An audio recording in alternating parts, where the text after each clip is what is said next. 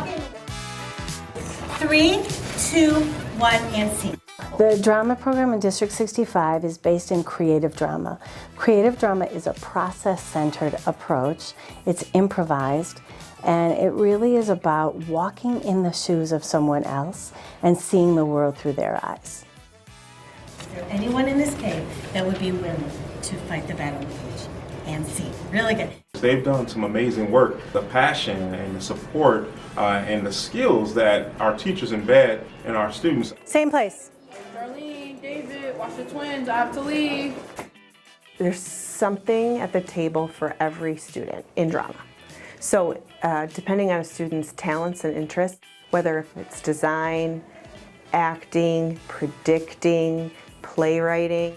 We build empathy, we build collaboration because theater is a collaborative art form. We reflect on our work and we make personal connections to the work. Our curriculum is not a purchased curriculum. We've written the entire thing. And when I say we, I even mean past drama teachers from 40 years ago, and their work has kind of come down to us. It's all us working it, trying it out, revising. And Ira, stop shining that light in my eyes. With the boogeyman. And we just continue to be mindful, though, of representation as well as really giving the children their space in the room to voice their own opinions and feelings and thoughts and personal connections to the work.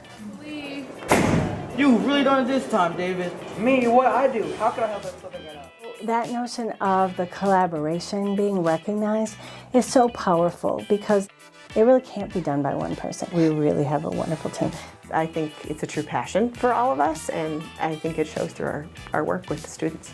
The way that we embrace each other and the way that we mentor and guide each other is really what the recognition is about.